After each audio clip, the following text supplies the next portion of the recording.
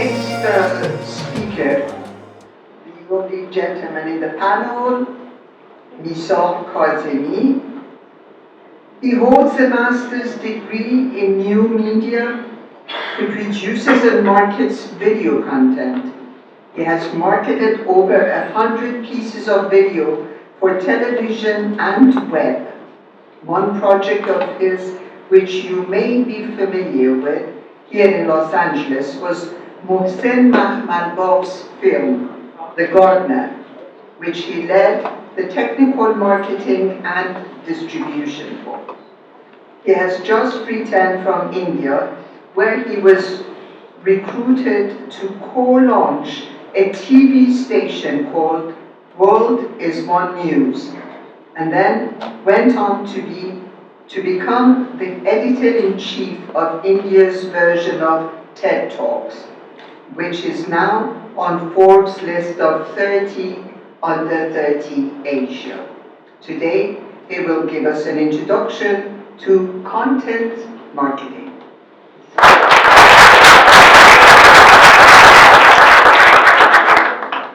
Thank you very much. Hello everyone. So how many of you guys are here business owners? You have your own business? Small. Okay, very good. Okay, and the rest of you work for other businesses? How many work for other businesses? Okay, how many in the marketing departments of your own businesses? Okay, great. Okay, so half of the group team is own your own businesses. So this might be a little bit helpful. Vita explained everything. Mine is going to be very short, like 2 minutes, 3 minutes, maybe 5. And I'll try to just be, yeah, exactly, you can time me. I time myself once at home, try to be less than 5 minutes, because after that, I can hear people snoozing. So, who knows what content marketing is? You can just guess it. Yes, that lady in the back. Yes. It can be a podcast, it can be a video, it can be music, whatever you can deliver your message. Okay. And also make value, but also show your brand. Very good. Okay. Anybody else wants to take a stab at it? That was a good stab. I matched the color of the blue to your shirt because it answers your question about startups. How can you get started and stand from? So you said one of the keywords, which was basically delivering value, right? So content marketing is different from any other type of any other types of marketing, because it answers these two basic questions. Okay? Who wants to read the first question? Anybody? Jump up. You want to read it now in black shirt? Go for it. You want to read that loud? What does it say? Yes, you do. What does your audience care about? How your audience will care about the value of the product you're selling to? You don't have to answer it. You're doing my job. Please come here. Please come here now.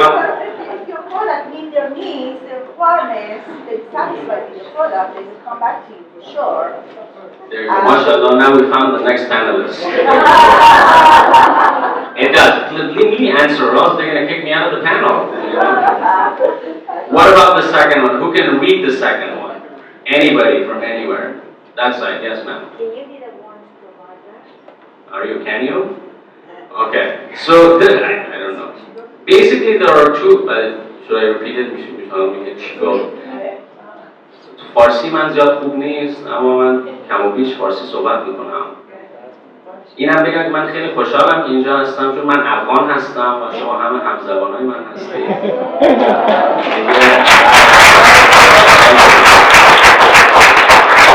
من موقع بشه همیشه میخوام فارسی صحبت کنم. پرکتیس هم میشیم اینا و راحت تره. نه تو همه زبان. من 3 زبان راحت صحبت میکنم. فارسی، انگلیسی و هندی.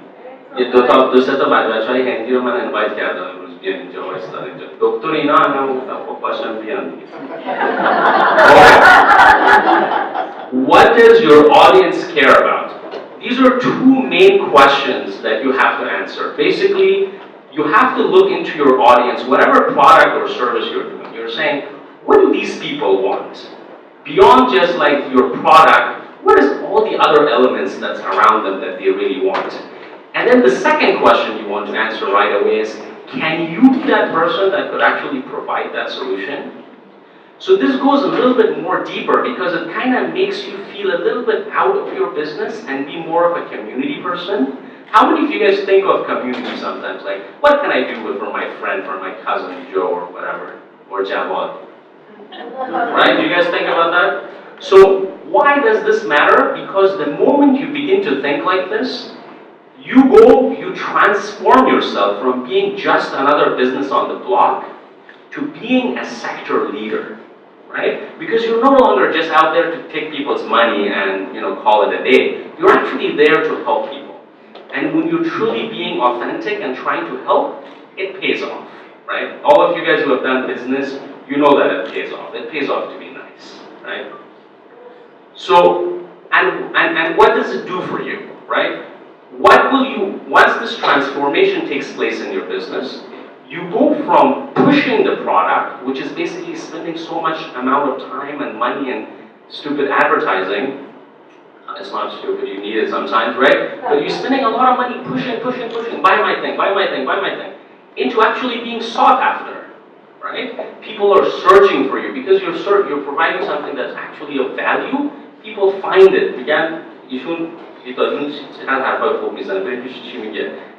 Let's learn from her, right? In some ways. So you become basically sought after. And it changes the whole game. Because the moment you're sought after, it just flips your whole game, right? It builds trust. So what happens is, I put it in a little, yes, it builds trust and loyalty. That's what it means, this transformation for you. So what can you and how can you do that? That lady who answered the question, she was like 5 slides ahead of the game. These are the sort of things you can do. Basically, this is really not important which one of these you do. The point is that you inherently, truly from the bottom of your heart, you want to be helpful, right? So once you decide and make that decision, you can do anything from articles to ebooks to white papers, videos, how-to videos, and all that good stuff, right? You've probably seen that stuff. How many of you guys search the internet how to do whatever, right? How to change your battery, how to clean your teeth, and things like that. Okay, that was mine only then, I guess. Cleaning your teeth. Nobody else? Okay. Thanks to Google. And so once you decide this is why this is what differentiates a lot of people is you make a commitment to the community. You're saying, you know what? I'm going to actually commit to being helpful. Okay? And this puts you off. There was a survey done. Only about 20% of people in the marketing space are actually committed to being helpful, to doing content marketing. So the moment you make this decision and you say, you know what? I'm committed to do some content marketing and be helpful, you're ahead of 80% of your competition. Somebody was asking about competition, right? And you're part of the 20%.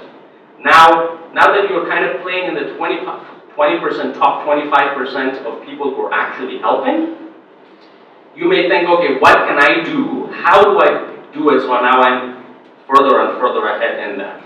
So I bring it down, as I mentioned, very clean and clear things that work actually. First is authenticity. Vitojun, I think, spoke about that. You have to be authentic. You should not try to be something you are not. You should really try to be as authentic as possible with the type of information you give. The second is being relevant. How many times you go to stuff, businesses offering you things that are not really relevant to you? You know, it's like, I don't know, somebody gives you a call, like, you want to buy this? Like, no, I don't want that. So you have to be relevant with what your customers are actually looking for, not what you have to offer. Most of the time we're like, oh, we do A and B and C and D, and the customer is like, I don't need any of that. Do you do that? So when you're not relevant, it doesn't really go anywhere.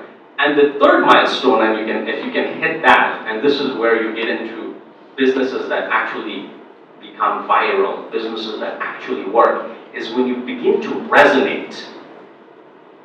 What does the word resonate bring to your mind for you guys? What has resonated with you recently? Anything, content, video, whatever you've seen, what has resonated with you? A piece of news, whatever. Tell me something. Anything. A song. A song. Who said a song? Great. What song was that? Don't ask me too many questions. Don't ask me too many watching. He cheers when I pose. I'm joking. I also sing, you know, I'm joking. Okay, what else resonates with you guys? Give me one more thing. At least there should be 3 examples minimum to make a question worth asking. Sorry, no, you're my friend, you cannot ask questions. I'm joking. Tell me. An animation I saw on Facebook. Animation. There was a flame, and next to the flame it was written fear. The flame was boiling some liquid, and the liquid was saying ignorance. And the ignorance was leaking some final product, which was hate. Wow. That's crazy. Okay. Amazing, very deep, thank you. That's my Italian Iranian friend. He handles business. He knows how to business. Okay. Globally. What else? One more.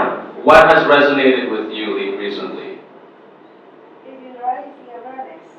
What? Awareness. Raising the awareness. Wearing, yeah, what was it? Was it a piece of something? Was it a piece of something? Well, it is raising awareness. Social Something awareness. that may help you piece of, great. Something that raised awareness. That's okay. She doesn't want to give examples. Okay, now that you know what you should do, let's go to what you shouldn't do. And this is the last slide, okay? These are the things you shouldn't do when you're trying to build a piece of content. Do not do repetitive content. Don't do bad content, okay? Bad content is stuff that already exists, okay? There's hundreds of, anything you can think of already exists. What should you do instead? Instead, try to add to existing knowledge base, okay? This is a little bit of a new concept. Think of it as a pyramid. Content is a pyramid. Knowledge is like a pyramid, okay?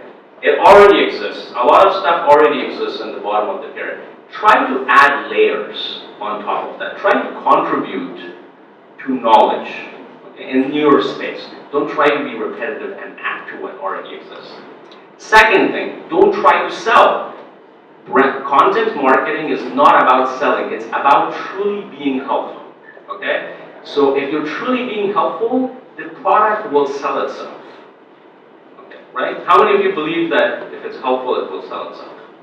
Okay, good, very good. So we already believe that. So when you're trying to create, I know it's like you want to put a link at the end, or you want to do something, which is all right, but try not to be over salesperson. All right. And third is don't be uncredible. Don't try to pretend you know something when you don't. All right. Among Persians? Huh? Among anything. Among everything. And everyone. Don't try to be uncredible. If you need to talk about a subject that is like, oh, you don't know anything about, it's okay. Bring someone who does. Bring someone on, interview them, whatever. But don't try to pretend that's something you don't know, right? Which is a lot of things after this slide, which I didn't put in there because I didn't know about them. Okay. The last but not least, conclusion. The conclusion is this, my friends. Content marketing is the most effective type of marketing, right? I don't have to sell you on that. It's effective because you're helping people, right? When was the last time helping someone was not effective? It is cost effective. Peace out to you as well. Like you gave me like a west side.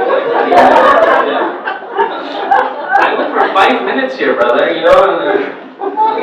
so, and I'm an entertainer, here you go, so it's like, so it's cost effective. Most of the time, this may not even cost you anything, right? It's free. You can start an article, write about something you know, add to the pyramid, and here's the cool thing about content marketing. You hit exponential growth. This is where your content actually has the capacity to grow over time. It's evergreen. And it can grow exponentially. When you do a marketing campaign, you're trying to sell a specific product to a specific audience, it's a one-time thing. Okay? When you're doing content marketing, it is a piece of information that exists that new people will always need. Right? So it has exponential growth factor. And this is why I would argue that content marketing is the most effective way that you can retain, acquire, and of course retain your customers. Right? Peace out.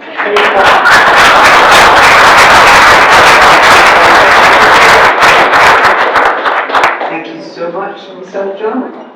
Brilliant. I can already smell the sweet smell of success getting closer and closer. So, if you have any questions, we have 5-6 minutes of Q&A at this point. Lady in black. Good afternoon. Hello.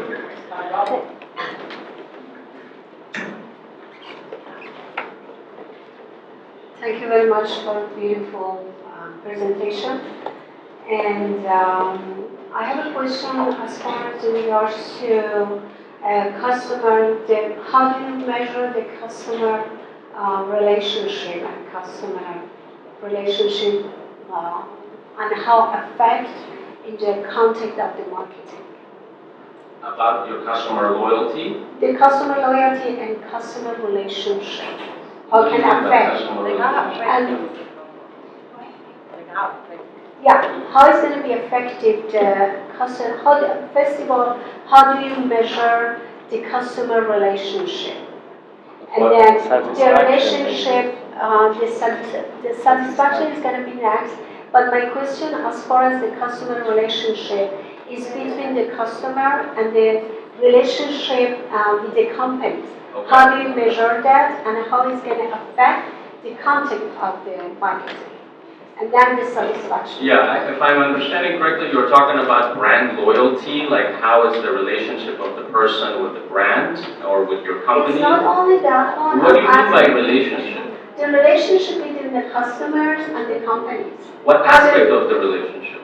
The aspect of how when you do the sales, because you talk about the sales and marketing, we will focus more on the marketing, but I'm looking at the different angle of the sales, of the selling of the services.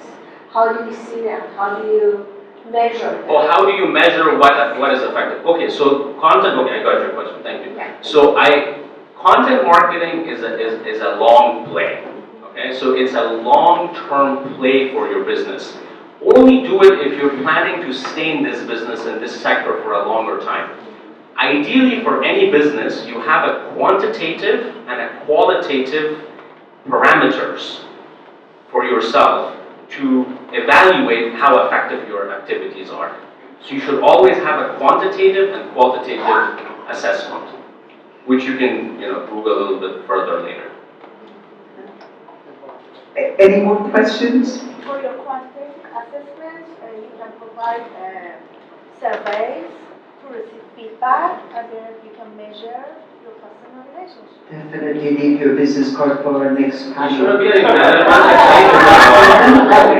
As is, I'm sitting between these two powerful women, but I'm feeling overwhelmed here, so don't touch me. Any more questions? Wonderful. Mr. John, you're going to I'm too lazy, didn't feed me here. Let's see. So the winner is going to get 2 LA Galaxy tickets. This is a medical marijuana company called Elman Bio, or medical equipment sales, one of the two.